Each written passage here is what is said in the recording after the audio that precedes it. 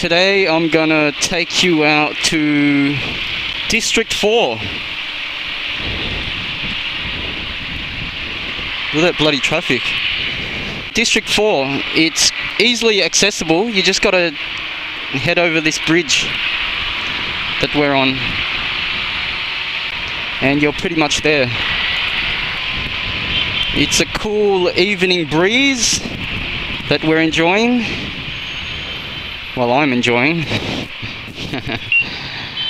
Traffic's slow but free flowing. This guy looks poised. And we got the good old coppers. That's why everyone's on good behaviour. Cops to the right there. The boys in yellow. Doing a good job there, boys. Collecting the old coffee money.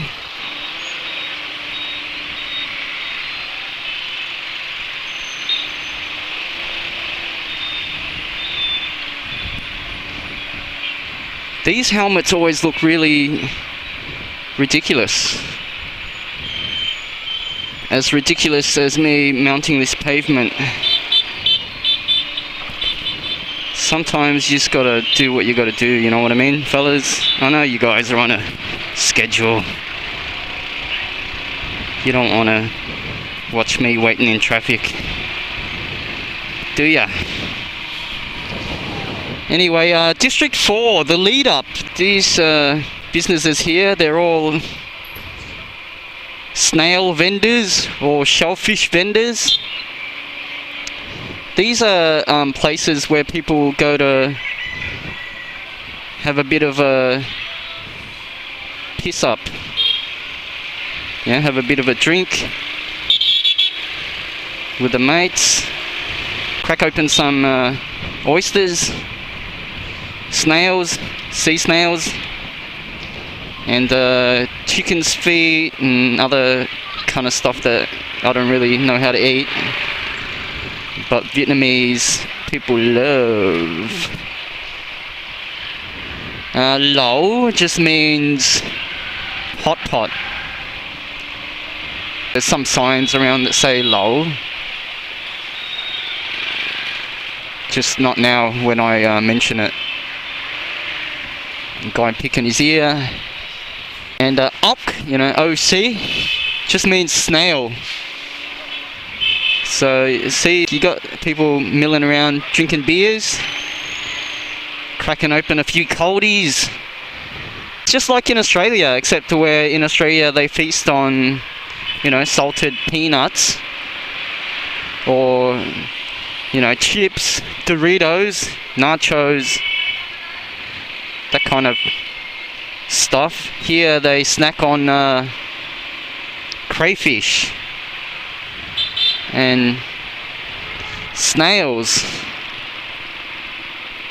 and cuttlefish, squid.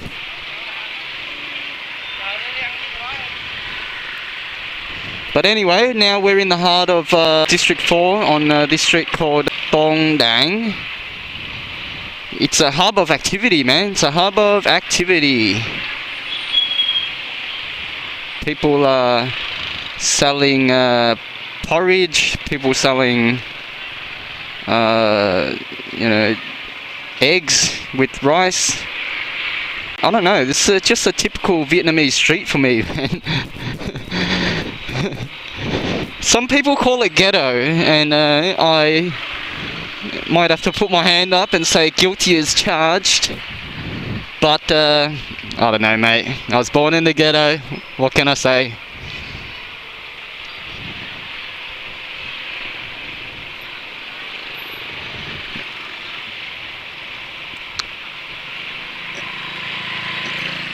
Some preggers chick. So anyway, in Vietnam, people are still part of the community, you know, no matter what age or what condition. Like you got disabled people, people with no feet, no arms, you know, they're still cruising around. They're still out on the streets, grinding, you know, having a meal every now and then, here and there, having a drink, you know. Old people, elderly people, they're still out and about, mate. Young kids, they're out and about all the time. Pregnant women as well. You know, it's not a rare sight to see them either on the back of a bike or just cruising about on foot. So it's a very inclusive community, you know. And this is just a slice of life that you can see here in District 4. Gets busier at night, of course, with the drinks places, but also around here, all the eateries start pumping, you know, after the sun sets. It's just a good atmosphere, although, you know, people say this is kind of a dangerous area of town, which it can be if you're not sentient, you know, if you're not too aware of your surroundings. Any place can be dangerous, man, not just the poor areas. But it actually used to be really, really dangerous here. I've heard, you know, that's what people tell me. You know, like, it was a place where it was kind of dodgy to be around after nightfall.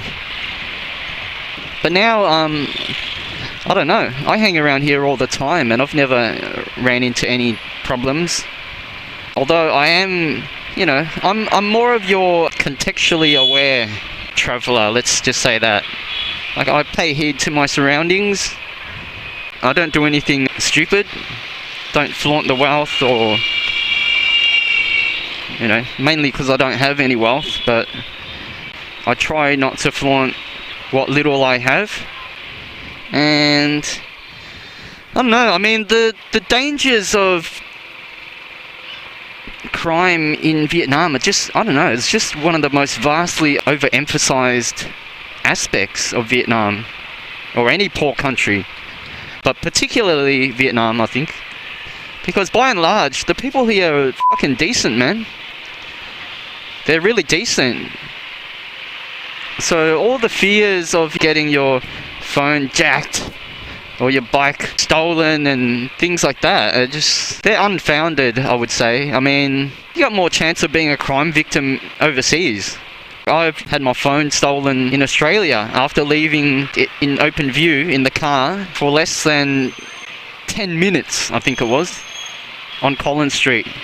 It was probably some junkie, no doubt. But my phone slipped out of my pocket onto the front seat. Someone could see it because I don't have tinted windows, and by the time I got back, and it was real quick that I got back, the window was smashed and the phone was MIA, man. Missing in Australia. I've been a victim of crime a lot of times, man, in Australia.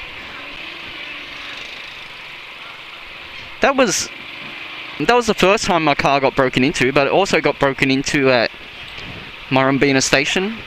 Someone stole the head unit of my sound system, even though it was like a, you know, $200 system, or $250. Someone thought it was worthwhile breaking into my car and grabbing it. So, you know, just based on my personal experience, and you can't really extrapolate too much from that, but based on my personal experience, it's much more likely that you'll become a victim of crime in Australia than in Vietnam.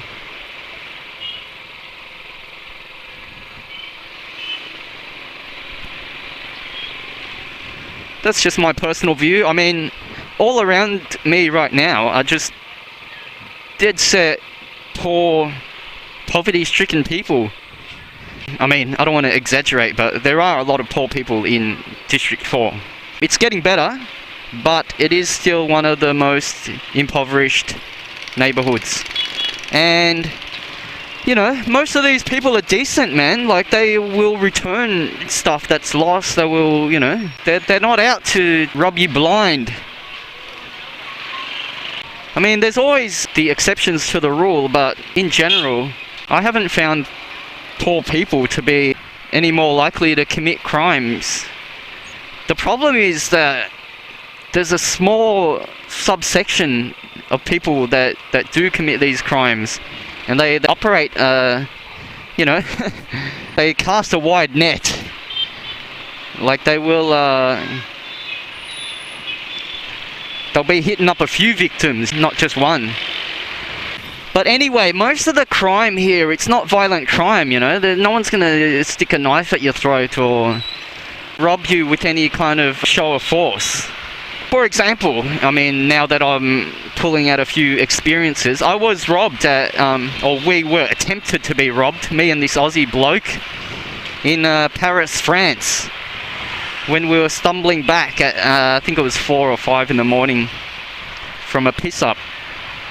And some strung-out little junkie pulled out it looked like a butter knife, wasn't very sharp, and demanded we give him our wallets. It was probably because we had the old safety in numbers, and also he was a skinny bastard, man. I mean, I'm Asian, and this guy made me look built. So we just laughed it off, like, oh yeah, what are you gonna do, man? You gonna do something with that knife? I mean, it could have ended badly, but we kind of just laughed at him and walked off, and nothing happened. But just goes to show that there's no such thing as a safe country or an unsafe country. It's just how you handle yourself. Anyway, that's my experience. Other results may vary, but it's rare. Like, I haven't really actually heard of anyone getting robbed or any violent crime getting committed to foreigners or tourists here in Vietnam, which is strange, you know, because I've met a lot, and for there to be a 0 rate of reported violent crime, it's pretty staggering. It's pretty outstanding. I've got to give Vietnam a pat on the back for that, surely. Surely, fellas. The crimes that happen here are mainly your scams. Your taxi scams, your, you know, fruit seller scams. But it's just laughable, man. If that's the most you got to worry about, getting ripped off maximum $1 on a transaction, you know, that's a good country to be in, I reckon. God's honest truth. But yeah, mate, this is District 4. District 4, the hood. Used to be more gangster. Used to be gangsters galore, man. Gangsters paradise. Coolio would have loved it here. But now, not so much. Getting a bit boring, Vietnam. You know what I mean? Clean up your act. Where's the thugs holding me up with dirty syringes? Where are they? Where are they? Anyways, it being safe and all, I might have to drop you off here, mate. Drop your ass off here in the fearsome hood of District 4. Just gonna drop you off next to this old lady with a stern look. Alright, so peace out. Peace out from Vietnam, and I'll see you guys in the next video. Catch you guys later. Thanks for watching.